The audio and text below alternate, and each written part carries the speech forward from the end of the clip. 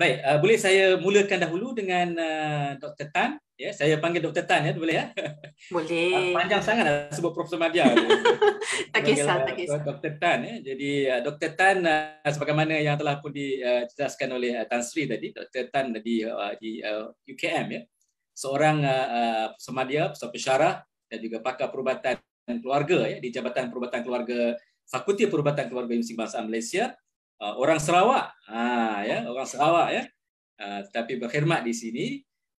Prof Tan mendapat sarjana kepakaran dalam bidang perubatan sejak 2011 dan berkhidmat dengan UKM sebagai pensyarah perubatan dalam tahun yang sama ya.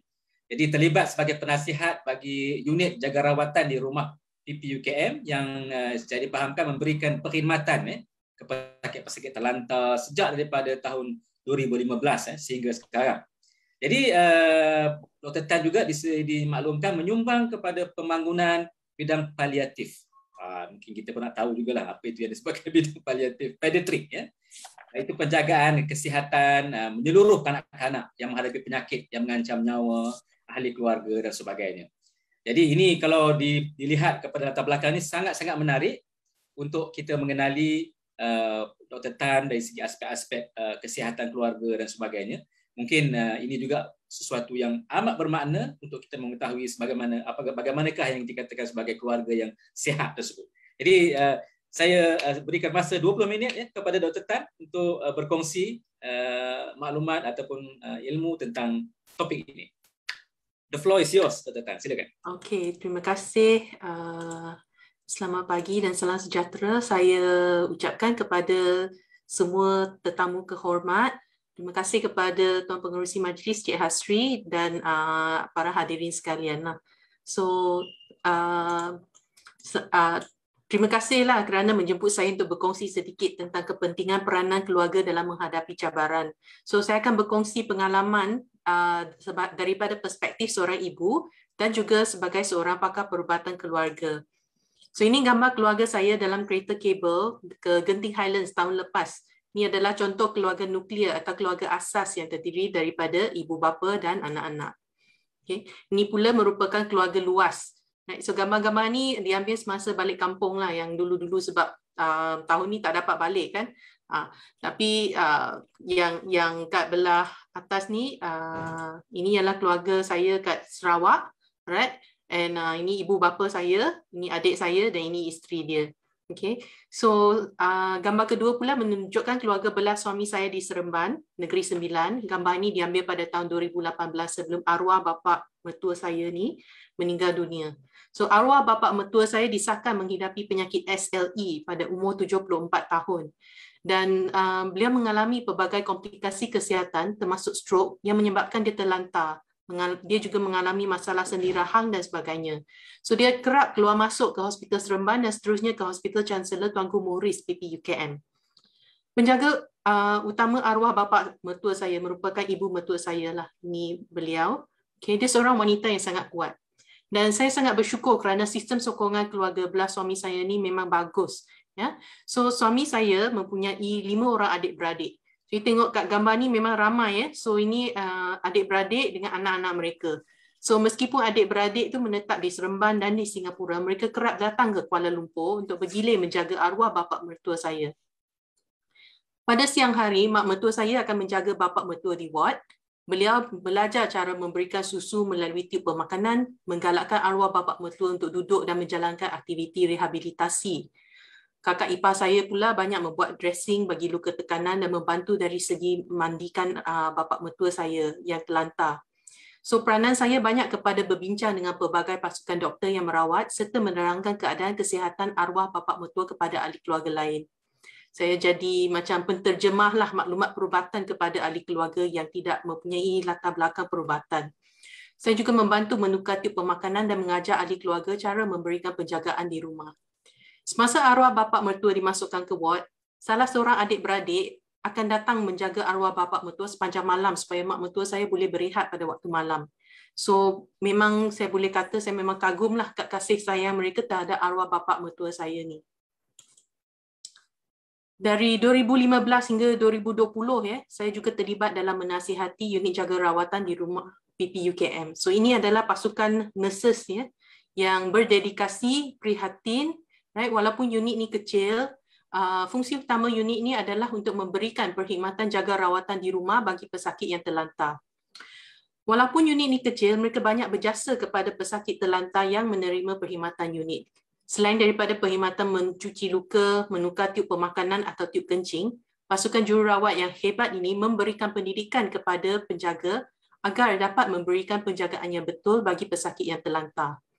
Mereka juga membantu untuk mengenal pasti keperluan penjagaan pesakit agar kami dapat merujuk pesakit atau keluarga kepada perkhidmatan yang diperlukan, kerana penjagaan kesihatan bukan sahaja dalam bidang doktor atau jururawat saja, tapi kami perlukan perkhidmatan daripada pakar rehabilitasi macam fizioterapi, terapi cara kerja, dan juga perlukan pakar dietetik dan pekerja sosial perubatan.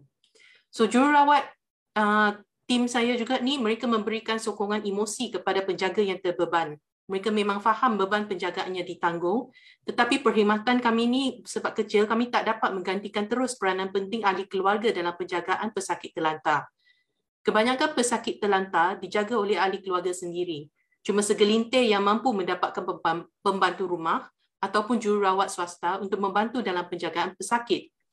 Cuma malangnya, apabila pandemik COVID melanda, perkhidmatan unit ini terpaksa dihentikan dan jururawat unit juga ditempatkan ke perkhidmatan kritikal lain di Hospital Chancellor Tuanku Muhriz. Saya berharaplah agar perkhidmatan unit boleh dimulakan semula apabila saya tamat cuti belajar saya bagi program PhD saya. Saya berkesempatan menjalani latihan sangkutan selama sebulan di Unit Palliative Pediatric Hospital Tunku Azizah, Kuala Lumpur pada bulan September 2020. So unit ini merupakan satu-satunya unit palliative pediatrik di hospital kerajaan di bawah Kementerian Kesihatan Malaysia. Bidang palliative pediatrik ini memberikan sokongan menyeluruh kepada kanak-kanak dan keluarga dalam menghadapi cabaran penyakit yang mengancam nyawa kanak-kanak tersebut. So kanak-kanak yang memerlukan penjagaan palliatif termasuk kanak-kanak yang menghidapi kanser, penyakit genetik, kegagalan organ utama, penyakit saraf dan otot dan termasuk cerebral palsy yang teruk. Pengalaman saya selama sebulan kat sini memang membuka mata saya kepada kesan masalah kesihatan yang serius kepada kanak-kanak dan keluarga kanak-kanak tersebut. Kebanyakan ibu bapa memang tidak menyangka bahawa anak mereka akan menghadapi masalah ini dan sesungguhnya kehidupan seluruh keluarga terkesan. Terdapat keluarga yang berpecah disebabkan oleh cabaran dan terdapat juga keluarga yang makin erat disebabkan oleh cabaran ini. So, penjagaan palliatif pediatrik ini berperanan untuk membantu seluruh keluarga untuk memahami situasi kesihatan yang dihadapi, membantu mereka merawat gejala yang mengganggu keselesaan kanak-kanak dan memastikan nilai-nilai yang dianggap penting oleh kanak-kanak dan keluarga diutamakan dalam pengurusan masalah kesihatan tersebut. Meskipun ada penyakit yang tidak boleh sembuh dan jangka hayat kanak-kanak tersebut tidak sama dengan kanak-kanak lain yang sihat, penjagaan palliatif memberikan harapan agar keluarga dapat fokus terhadap perkara yang betul-betul penting dalam kehidupan mereka. Kualiti kehidupan kanak-kanak dan keluarga dipentingkan dalam penjagaan palliatif. Sesungguhnya, cabaran kesihatan membawa pelbagai kesan, bukan sahaja kepada pesakit tetapi juga kepada keluarga dan komuniti. Daripada pengalaman saya, kesan kepada keluarga lebih ketara dalam budaya Timur, di mana keluarga merupakan institusi masyarakat yang erat berbanding dengan negara barat. Oleh itu, sesuatu cabaran kesihatan bukan sahaja berbentuk fizikal, tetapi juga mempunyai kesan emosi dan mental, sosial dan rohani, dan ini akan memberikan kesan kepada keluarga. Untuk memahami bagaimana penyakit serius boleh meninggalkan kesan kepada keluarga, izinkan saya berkongsi tentang keperluan penjagaan bagi seorang pesakit terlantar. Seseorang pesakit boleh menjadi terlantar akibat penyakit serius seperti strok, kecederaan otak atau saraf tunjang, patah tulang pinggul dan sebagainya. Dalam masyarakat Malaysia, kebanyakan penjaga utama terdiri daripada ahli keluarga. Tidak banyak keluarga yang mampu mengupah penjaga terlatih atau pembantu rumah untuk memberikan penjagaan. Dan penjagaan pesakit terlantar bukan sesuatu yang mudah. Pesakit terlantar memang bergantung sepenuhnya kepada penjaga bagi aktiviti harian asas seperti makan atau minum, penjagaan kebersihan dan pengurusan ubat-ubatan. Mereka juga terdedah kepada pelbagai masalah seperti luka tekanan, masalah otot dan sendi mengeras atau contracture, dan disebabkan itu mereka memerlukan penjagaan round the clock atau 24 jam bagi mengelakkan masalah kesihatan yang lain. Sekiranya hanya seorang sahaja penjaga yang melakukan semua ini, sudah tentu tanggungjawab ini merupakan beban yang amat besar. Tanpa sumbangan ahli keluarga yang terlibat sekali, memang penjaga utama akan menghadapi burnout. Dalam situasi kanak-kanak yang menghidapi penyakit serius seperti kanser pula, ibu bapa yang menjadi penjaga utama kepada kanak-kanak yang sakit. Sebagai ibu bapa, mereka perlu membuat keputusan rawatan dan memberikan penjagaan langsung kepada anak. Mereka juga perlu menyokong emosi anak dalam menghadapi penyakit mereka.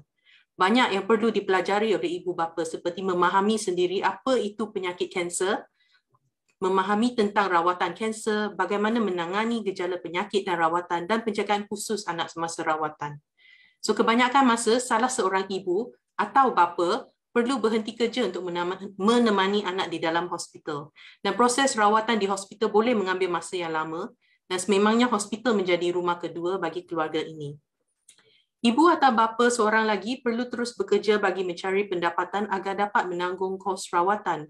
Dan walaupun kos perubatan menerima subsidi daripada kerajaan, terdapat banyak kos sampingan yang terlibat seperti pemakanan, tempat penginapan, pengangkutan dan sebagainya. Adik-beradik kepada pesakit juga memerlukan penjagaan dan kasih sayang. Dan biasanya, adik-beradik mungkin dijaga oleh ahli keluarga luas seperti datuk, nenek, ibu atau bapa saudara, sementara ketiadaan ibu bapa. Ibu bapa kepada kanak-kanak kanser memerlukan ketabahan untuk menghadapi stres dan berjuang untuk memastikan keutuhan keluarga terpelihara. Pada masa yang sama, mereka juga perlu memelihara kesejahteraan diri bagi mengelakkan burnout. Seorang ibu atau bapa yang sudah mengalami burnout teruk tidak akan dapat memberikan penjagaan yang terbaik bagi kanak-kanak tersebut. Oleh itu, kewujudan persatuan sokongan ibu bapa amatlah membantu untuk memberikan galakan dan sokongan emosi serta maklumat kepada ibu bapa yang terlibat. Ibu bapa yang telah berpengalaman dapat membantu membimbing ibu bapa yang baru mengalami situasi anak yang didiagnosa dengan kanser. Saya pernah melihat perbezaan situasi keluarga bagi pesakit terlantar, warga emas atau pesakit kanak-kanak yang menghidapi kanser. Terdapat keluarga yang memang ingin sangat memastikan mereka menyumbang kepada penjagaan pesakit. Mereka dengan sukarela tampil untuk belajar cara memberikan jagaan seperti cara memberikan susu melalui tiub atau cara membersihkan luka bagi pesakit. Dan adalah sangat menggembirakanlah apabila kami melihat bukan seorang sahaja ahli keluarga yang ingin belajar, kerana ini bermaksud mereka akan dapat bergile-gile memberikan jagaan kepada pesakit. Malah yang turut membantu kadang-kadang terdiri daripada kanak-kanak atau remaja. Unit jaga rawatan di rumah PPUKM pernah membantu satu keluarga di mana seorang bapa tunggal telah terlantar akibat strok. Anak-anak pesakit yang berumur antara 10 tahun hingga 17 tahun telah belajar cara memberikan susu melalui tiub pemakanan. Malah lebih cekap daripada sesetengah penjaga dewasa yang lain. Saya kagum melihat kematangan anak-anak ini menjaga bapa mereka. Sungguh pun keluarga mereka susah. Kesanggupan mereka untuk mengambil giliran menjaga bapa mereka menunjukkan kasih sayang kekeluargaan mereka. Mereka juga menerima sokongan daripada pekerja sosial perubatan, Jabatan Kebajikan Masyarakat dan pihak sekolah. Sesungguhnya menjaga seorang pesakit bukan sesuatu yang senang, tetapi bab kata pepatah, berat sama dipikul, ringan sama dijinjing. So tugas yang dikongsi akan menjadi lebih ringan. Malangnya, ada juga keluarga yang tidak menunjukkan kesungguhan untuk menyumbang kepada penjagaan pesakit.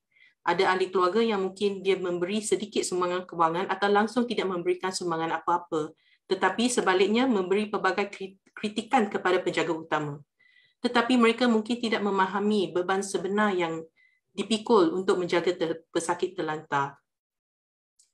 Penjaga utama juga memerlukan masa rehat atau masa untuk menguruskan hal sendiri dan kebanyakan penjaga utama menghadkan aktiviti sendiri kerana tidak dapat meninggalkan pesakit untuk masa yang lama. Ini mengakibatkan mereka terdedah kepada risiko burnout yang tinggi. Dalam situasi ini, penjagaan gantian atau respite care penting untuk memberikan penjaga utama peluang untuk berehat atau recharge semula sebelum meneruskan tugas penjagaan pesakit.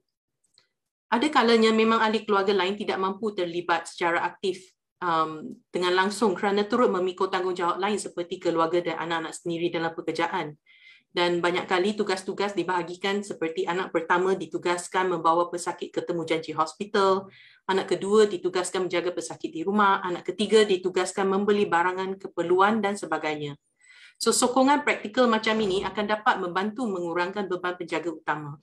Seelok-eloknya, sumbangan ahli keluarga dibuat secara muzakarah. Dan yang penting adalah tidak mengambil ringan sumbangan setiap ahli keluarga dalam penjagaan pesakit. Dalam menghadapi cabaran apabila seorang ahli keluarga sakit, komunikasi sesama keluarga penting. Apabila terdapat pelbagai keputusan berkenaan perubatan atau penjagaan pesakit, keluarga yang sudi berbincang lebih mudah untuk mencapai kesefahaman tentang hala tuju rawatan atau goals of care. Contohnya, pesakit warga emas yang mengalami kegagalan buah pinggang yang teruk dan perlu memulakan dialisis. Ahli keluarga perlu sudi mendengar dan memahami sebab-sebab di sebalik pendapat atau keputusan masing-masing. Ada yang mungkin risau tentang kos, tentang penjagaan atau kualiti hidup pesakit sekiranya dialisis dimulakan. Ada yang risau dan mahu dialisis dimulakan kerana ini dapat memanjangkan hayat pesakit. Biasanya doktor akan memberikan nasihat berkenaan tentang kebaikan dan keburukan daripada keputusan memulakan dialisis ni. Dan pendapat dan keutamaan pesakit sendiri harus dipertimbangkan. So, hala tuju rawatan yang jelas perlu mengambil kira apa yang dianggap penting oleh pesakit serta apa yang terbaik untuk pesakit. Dapatkan maklumat yang sahih sebelum membuat keputusan yang muktamad. Dalam situasi kanak-kanak yang menghidapi kanser, kadang-kadang terdapat percanggahan pendapat antara ibu bapa berkenaan rawatan bagi anak mereka. So, perbincangan secara terbuka penting bagi memberi peluang untuk mendengar serta memahami pendapat masing-masing sebelum membuat keputusan. Dan seelok-eloknya, keputusan dibuat bersama-sama selepas mempertimbangkan segala kebaikan dan risiko. Ahli keluarga juga perlu hormat menghormati sebagai satu bentuk sokongan moral dan emosi kepada keluarga asas pesakit. Ada kalanya keluarga luas mungkin dengan tak sengaja boleh menambahkan stres apabila memberikan pelbagai pendapat tanpa memahami situasi sebenar. Contohnya, dalam situasi kanak-kanak yang menghidapi kanser, sesetengah datuk, nenek, mak atau bapa saudara mungkin mempunyai pendapat tertentu tentang sesuatu rawatan. Tetapi keputusan muktamad haruslah dibuat oleh kedua-dua ibu bapa. Ahli keluarga luas tidak patut rasa tersinggung sekiranya cadangan mereka tidak diterima. Kita perlu menghormati pendapat ibu bapa yang telah pun menilai kebaikan dan keburukan bagi keputusan mereka, khususnya selepas mereka sudah berbincang dengan doktor. Sekiranya keputusan yang dibuat selepas berbincang ni, janganlah pula ahli keluarga luas ni bertindak menghakimi keputusan itu. Contohnya apabila keputusan dibuat supaya seorang warga emas yang terlantar untuk tidak menerima dialisis selepas mempertimbangkan pelbagai faktor, janganlah pula mengecam keputusan anak atau ahli keluarga sebagai tanda mereka tidak menyayangi pesakit tersebut. Andainya kita tidak faham, kita perlu bertanya dengan baik. Dan kalau kita rasa mereka tersilap membuat keputusan, kita harus menyuarakan pendapat kita dengan baik dan memberikan sebab-sebab kita. Namun, bagi pesakit dewasa, keputusan terakhir adalah hak pesakit sendiri atau dibuat berdasarkan manfaat serta risiko kepada pesakit, nilai-nilai peribadi dan keutamaan pesakit. Apabila satu keluarga menghadapi cabaran kesihatan bersama, sikap berterima kasih dan bersyukur atas sumbangan setiap ahli keluarga amatlah penting. Contohnya, dalam situasi kanak-kanak yang menghidapi kanser, bapa mungkin berasa bersyukur kepada ibu yang menemani anak yang sakit di hospital sementara dia bekerja. Duduk di hospital tidak selesa seperti di rumah. Ibu juga perlu sentiasa menjaga kebajikan anak di hospital serta belajar berkomunikasi dengan kaki tangan kesihatan. Sesungguhnya menjaga anak di hospital merupakan satu pengalaman yang menimbulkan banyak stres bagi ibu bapa. Ibu juga harus bersyukur kepada bapa yang bekerja keras mencari pendapatan agar dapat menampung perbelanjaan keluarga. Bapa juga penat bekerja tapi masih kerap datang ke hospital untuk melawat anak dan ibu, membawa barang-barang keperluan dan sebagainya.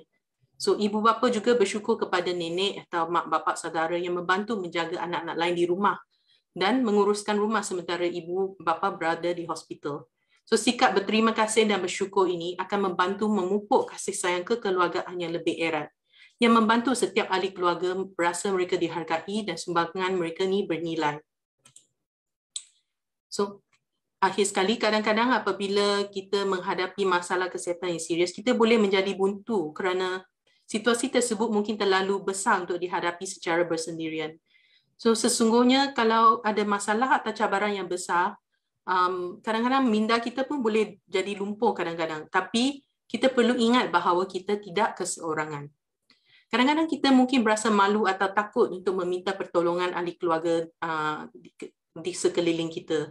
Tapi kalau kita tak meminta pertolongan, mereka mungkin tidak sedar yang kita memerlukan bantuan mereka.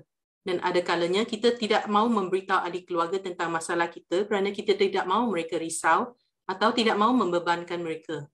Tetapi ahli keluarga kita sayang kat kita, dan jika mereka melihat kita resah dan runsing tentang sesuatu tetapi tetap mendiamkan diri, mereka juga akan turut menjadi risau. Oleh itu, kita harus belajar untuk berani menceritakan masalah kita kepada ahli keluarga. Ini akan membantu mereka untuk memahami cabaran yang kita hadapi dan cuba membantu di mana yang boleh. Kalau kita buntu, apabila kita meluahkan masalah kita kepada ahli keluarga atau kawan rapat, mereka mungkin dapat melihat masalah tersebut dari perspektif lain dan memberikan cadangan bernas untuk kita mengatasi masalah tersebut. Bagi masalah yang tidak dapat diubah, ahli keluarga yang sekadar mendengar dengan empati juga dapat mengurangkan kerunsingan atau kesedihan dalam hati kita. Setiap keluarga berbeza dan mungkin mempunyai masalah tersendiri. Tetapi Tuhan tidak akan memberikan kita ujian yang terlalu sukar tanpa memberikan kita jalan penyelesaian yang tersedia. Cuma ada kalanya jalan penyelesaian itu bukan sesuatu yang kita jangkakan. Oleh itu, dapatkan sokongan ahli keluarga atau kawan karib yang rapat seperti ahli keluarga kita sendiri sekiranya kita menghadapi cabaran yang besar. Terima kasih kerana sudi mendengar perkongsian saya. Saya berharap agar perkongsian saya bermanfaat dan dapat meningkatkan kesedaran tentang beban yang ditanggung oleh keluarga, khususnya apabila berdepan dengan cabaran kesihatan yang serius. Sekian, terima kasih. Terima kasih Profesor Madya, Dr. Tan, atas perkongsian yang saya rasa sangat-sangat bermakna ya kepada kita semua. Dr. Tan, saya mendengar pembentangan tadi itu seolah-olah macam Dr. Tan bercakap direct je dengan saya. Kerana saya merasainya. Ya, kerana apa yang Dr. Tan cerita itu adalah telah pun saya lalui dan juga saya mendengarnya setahun 2 tahun yang lalu. Ya, dan alhamdulillah perkara itu telah selesai pada ketika ini. Dan ini sangat bermanfaat kepada masyarakat sebenarnya, dan kebanyakan daripada segelintir kecil daripada masyarakat tidak memahami kaedah-kaedah dan juga halangan-halangan yang Dr. Tan sebutkan tadi. Ini sesuatu yang sangat bermakna lah ya, kerana ini membantu memberi sokongan kepada keluarga yang menghadapi pesakit-pesakit di kalangan keluarga-keluarga sendiri ya. Dan di akhir slide Dr. Tan tadi menyebut tentang kesepian, keseorangan, perlukan sokongan. Itu sesuatu yang sangat bermakna lah ya. Walaupun umur ataupun usia itu diserahkan kepada Tuhan, tetapi kadang-kala kemanusiaan itu dia mampu untuk memberikan semangat ya dalam jiwa untuk lebih kuat dalam menghadapi cabaran-cabaran tersebut. Terima kasih Dr. Tan ya.